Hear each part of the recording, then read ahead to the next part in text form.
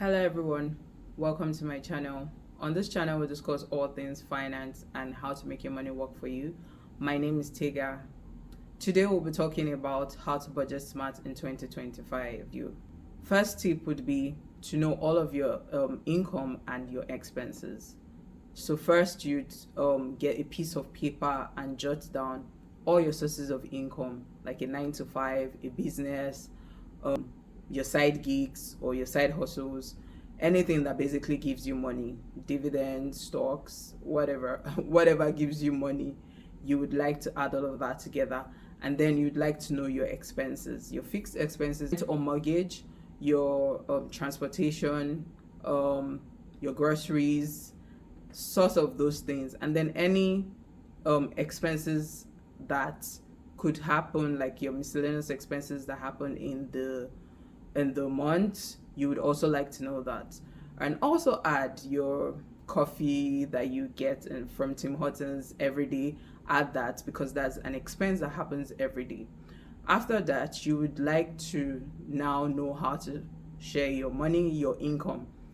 So tip 2 would be basically dividing your money to your income to cater to your expenses.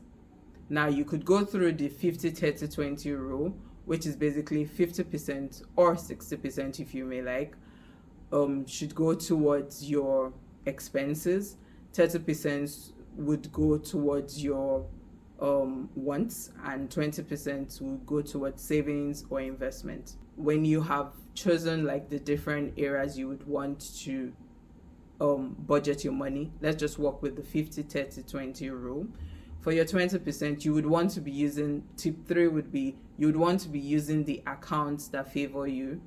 For example, if you're investing, you would want to be using your TFSA. You want to be maximizing your TFSA, the amount you are allocated in the year. Then you can choose to use like a regular account or a regular investment account. But before then, you would want to be using your TFSA, your RRSP, any of those accounts that would be useful to you to save on tax, obviously. Also, for budgeting tools, you could use the good old Excel, or you could get apps. Like some banking apps actually have they have like budgeting tools under the app. So you could use your banking app budgeting tool. You could use budgeting tools on Google Play Store, or you could also use Excel. I use Excel, so that works for me.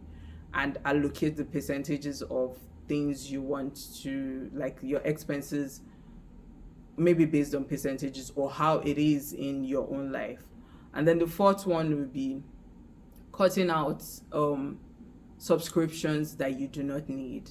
So I mean, a lot of us have a lot of subscriptions: Netflix, Spotify, and so many other subscriptions. Some you actually use on a monthly basis, and some you do not use regularly, or you haven't even used it in a while.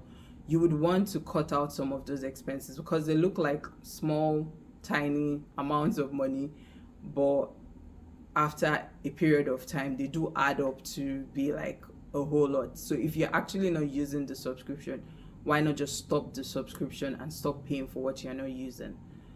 The fifth tip would be how to save on your groceries, because groceries like a big chunk of your expense on a monthly basis. So find ways to save on your grocery. First would be meal planning.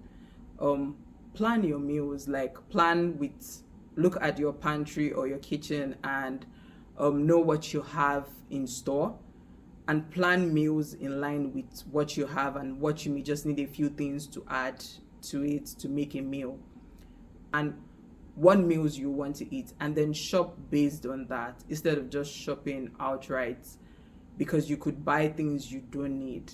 So why not buy like based on what you would actually take in a week or in 2 weeks or in a month. Also, maximize stores that are cheaper, like price comparisons with the stores around your neighborhood, and maximize the store that would basically pay less for the same thing. So be willing to go to those stores.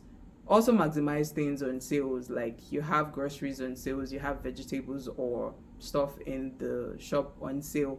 buy some of those things and use them to create a meal in your house.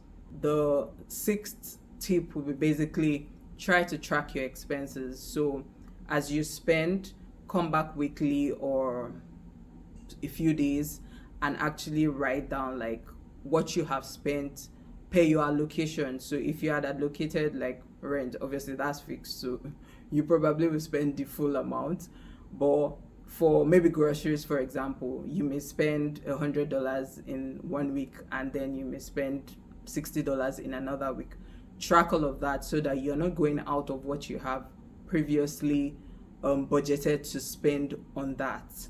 And when it's about to maybe get to like the end of what you had allocated, then begin to work with maybe what you have in your house, like harness what you have in your pantry, or harness cheaper ways to go about still achieving that thing without overspending on your budget. And I need to also say that your budget is basically based on what you earn, not based on what you feel like. So if you earn 4K in a month, you have to budget that. You cannot budget 5,000 when you earn 4,000. Whatever else cannot fit into your budget clearly is not for your lifestyle now. So you'd have to adjust your budget based on what you can accommodate. And in your budget, you should also have an allocation for savings and investment or debt repayment. So it depends on what you may be trying to chase. If you're trying to chase maybe bringing down your debt to minimal level or trying to clear that out, then you may want to chase that completely and not have a lot of savings. If you're trying to save, then you should have a percentage. Usually it's recommended supposed to be 20%, but you could have, I don't know, 10%, 30%, much more, depending on how your spending habit is. Budget something for your savings, something for investment, or something towards paying down your loan. And these few tips, I believe, would help you to achieve like better money plans in 2025. If this has helped you in any way, please like, comment, and subscribe. See you in the next video.